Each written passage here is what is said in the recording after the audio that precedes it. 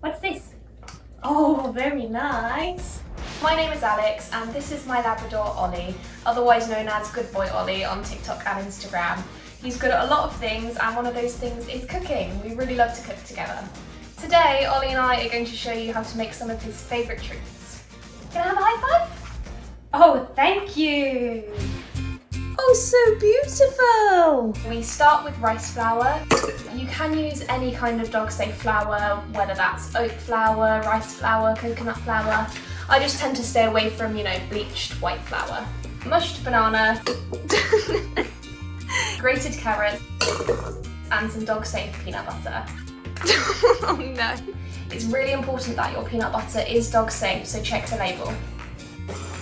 After that, if the dough's still too wet, you can add some rolled oats until it's dry enough to roll out.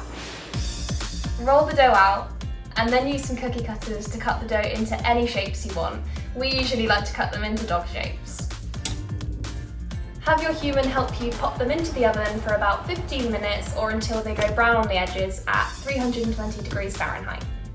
Have your human help you take them out of the oven because we don't want any burnt paws, and then give them plenty of time to cool down.